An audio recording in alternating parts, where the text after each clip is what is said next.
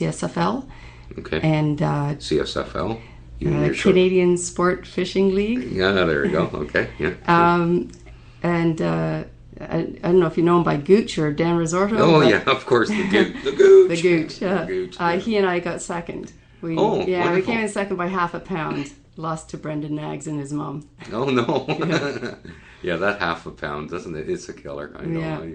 I've only, myself, I've only done a couple of seconds and never won a tournament. Never been first place. I remember on Lake Scugog, a fall tournament that my partner Rolf Klum and I, he's head of 18 division, I think it is, here in Bowmanville. He's the chief inspector, I guess they call it, or divisional inspector. Anyways, when we were fishing Scugog, and we came in with just a massive bag of fall largemouth, and my electric trolling motor was dying, so we weighed in early, and the next 40, 50 teams weren't even close, right? Lucky. Right at the very end, John Strumos from Tightline in Pickering, Yes. him and his partner beat us by less than a tenth of a pound for first place, and they took big fish by about an ounce, because we got second place for both, and it's awful disheartening, isn't it, that half pound? That sounds familiar. The very first tournament I ever did was a perch tournament with the Port Perry Bassmasters,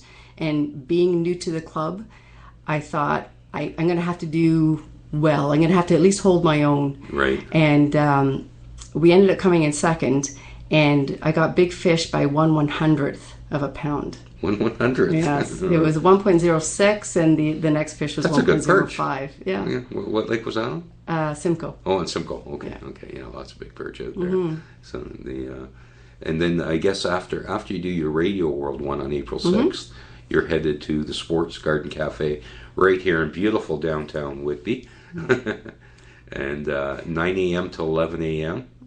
And again, the same email address, and you're going to go over the same sort of stuff, right? And I should mention too, again, we're going to the sales store in Oshawa after that seminar. Oh, and okay. I have a young lady by the name of Sarah Dunn helping me out. She also works at Sale, and her name may be familiar because she's the daughter of Danny Dunn, Oh, okay. who fishes competitively here in Ontario. She's also going to be helping out at the May 5th event at Elmhurst. Okay. She's going to be co-presenting with me. Co-presenting? Yes. Yes. Okay. What else do we need to go over here? You say you have an online resource that you're...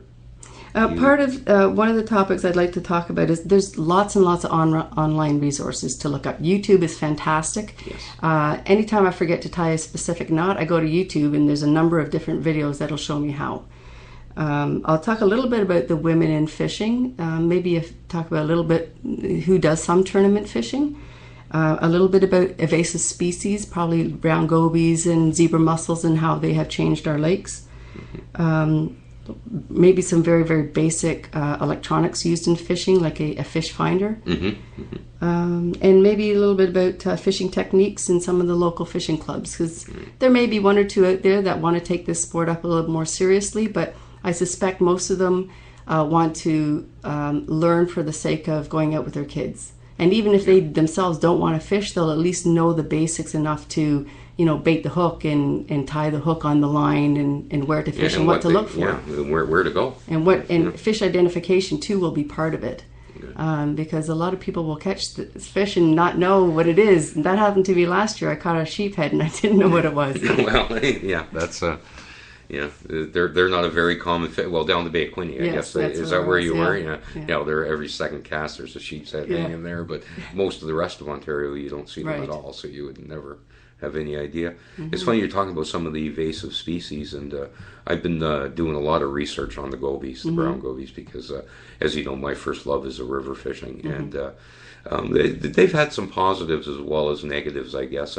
They're here to stay, so, it's... there's no way we could ever eradicate them. And Rice Lake, there's so many in Rice Lake. Is that right? I've also... I understand they eat zebra mussels, so that's a good thing. I know. I was fishing somewhere one time at Jackson's Point. We were just fishing from shore. I was up there for a conference and put my rod in the car, and we actually saw people fishing from the dock and throwing gobies back into the water.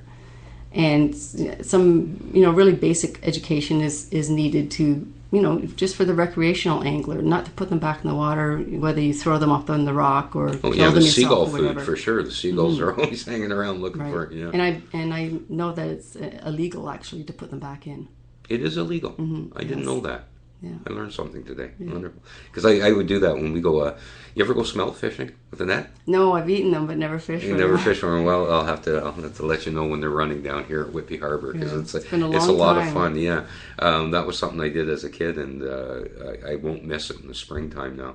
And the last few years, you pull up a smelt net after sitting for 5 minutes, and 200 to 300 gobies in the net. And I just leave them on the pier, and in the morning, of course, the seagulls spot them there, and they clean them up real quick. So you're not, doing anything wrong by doing that. It's the best way to leave them there and get rid of those gobies. I honestly don't think we can ever do anything. I think they spawn 5 to 6 times a year, 5 to 700 surviving. So yeah, and the ones that are born early in the year are spawning later in that same year. So pretty tough to keep on top of that.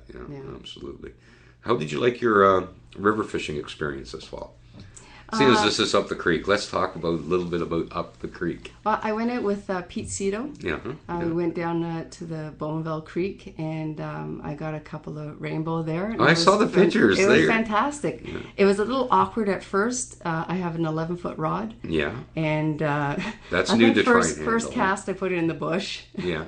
But a different type of fishing, a different feel. Like the rod it acts differently. Movement is different. Yeah. And then I had another opportunity. We were down. Actually, there was a bunch of us from the Port Perry Bassmasters. We met up in. I can't remember where we were now. And I got another one down there. So I think I've got 3 altogether. But it's something definitely I'd go back to do. I had another opportunity to go. There was Pete Cito and Buck and myself and a couple of others, and we were on Duffins. We didn't. I had one on, but there really wasn't a lot of fish biting that day. Well, it's really hit and miss with that. It depends on the weather. It's not like when you're bass fishing, if they're not on the docks and maybe they're out in the weeds or whatever, they've got to come in out of Lake Ontario, come into the rivers.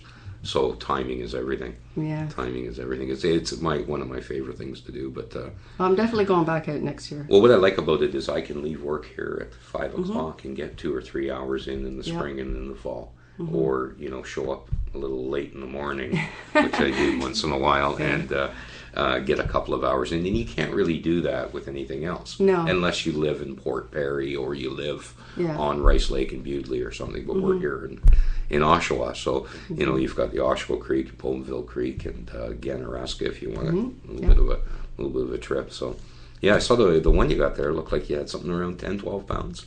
I'm not sure. I was just kind of excited. I'd never caught a steelhead before, so I was just trying to make sure that I was holding it right and I wasn't going to drop the fish. And, yeah, absolutely. Lots of fun. So, do you do any walleye fishing or muskie fishing or anything like that as well? Or? Not muskie fishing, but walleye fishing. In the spring, the past 2 years, it's been great on Rice Lake. We've gone out and caught, anywhere between 15 and 25 fish in a day. Yeah. So you think the slot limits are starting to work? I think so. Absolutely, absolutely. I've noticed it on just about all my walleye water that I fish. That the slot limits have been in for close to 10 years now, and I think we're finally starting to reap the rewards of that. 15 years ago we could go out onto Rice Lake and have a 20-25 fish day, and then it seemed to, I don't know whether it was when the crappies were introduced or what happened, but they really dropped off for a few years, and we were having some bad season, or maybe I was just losing it and couldn't catch them anymore. But the last few years, you're right, it's really picked up, and I really like these slot limits that they're doing. I guess you talk a little bit about that too as well. Yes, because some people don't realize, if they catch an over, that you can't keep it. Yes, that's right. Yeah, and they end up bringing a fish home that's actually illegal to bring home. Yeah, well, education's a big thing. Yes. I remember Lake Scugog in the springtime. You could start fishing the last Saturday in April for panfish on Lake Scugog, and I was there one night, and Mitch Feeney, our local game warden who I seem to run into everywhere. He knows me by first name and last name basis, and he's never charged me with anything because, well, for obvious reasons. But he walks up to me at the boat launch in Scugog, on Lake Scugog, and says, "What are you doing?" And I said, "I'm fishing for crappie." And he says, "Oh, there's no crappie in this lake," because they had just started moving in this boat 12, 15 years ago, just started moving into Scugog. Well, just then the float went under, and sure enough, it was a crappie, and he was quite surprised. But he was just over at the causeway and arrested about 25 people that knew it was opening day for fishing, didn't realize that was a sanctuary, and had a stringer full of pickerel or walleye.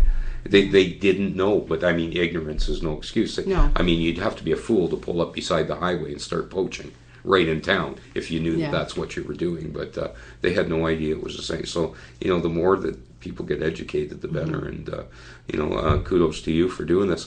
I see you got something going on June 2nd, Port Perry Bassmasters Kids Fishing Day. A lot of sponsors, I see. Yeah, we've had great response.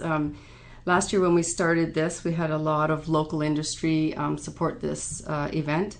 And it was no problem getting them back on board, and we got a few new ones to participate.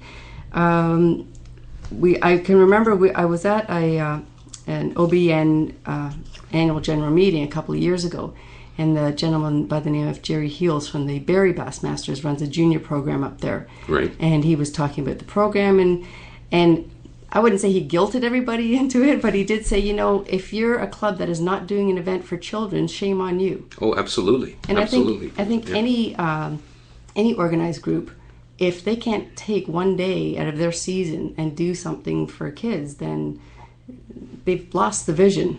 Oh, absolutely, because our sport will die. No matter what sport it is. You can see that with hunting now, because the government regulations have made it so difficult for the average guy to keep his firearms, to keep involved in hunting. It's been really difficult the last 10 years under the government that we had, and hopefully that is changing. But there's no young hunters out there anymore. Not many. And not very many. You go to the Oshawa Gun Club, and the average age is my age, 50. Did I just say that? 40. And there's nobody new getting into it. So this is going to happen in fishing if they're not doing it. So this is a great. When we were driving back from the meeting, we talked about what we could do. They used to have a Casting Kids program, which I don't think is around anymore. And we talked about having a junior program, but it takes quite a bit of commitment in a club. And I know many of the members in the Port Perry Bassmasters do series, and we do our clubbies and that. So it's hard to get it's guys a heavy dedicated. schedule, isn't it? Yeah. So I thought my thought is too that a junior program, although it's great for kids who want to learn more about fishing, it only benefits a handful of kids, and most of them already have access to someone who fishes anyways. Right. So why not create an opportunity for kids that have never had a fishing rod in their hand? They've never caught a fish, they've never won a prize, anything like that.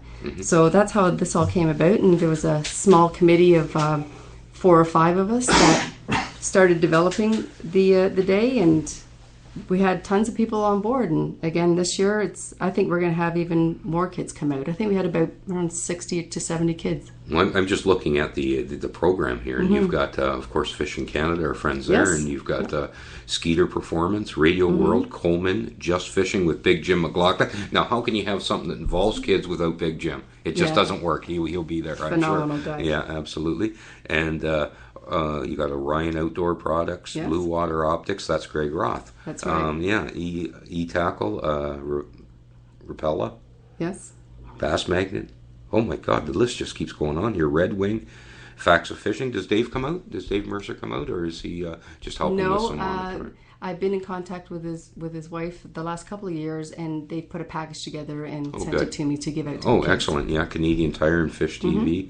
So pretty much anybody who's involved in the sport in Ontario is on this page. Right. So you've done your homework. Yeah. Good job. And it was a little bit easier, like I said, this year because we had been in contact with them last year. So when I picked up the phone or sent them an email, said absolutely. I even had some of them come up to me and say, if you're doing the kids thing, I'm there, I'm going to donate. And I said, well, I was going to ask you, but they approached me first. Absolutely. So it's easier. Yeah, never turn down the volunteer. Absolutely. So that's Sunday, June 2nd from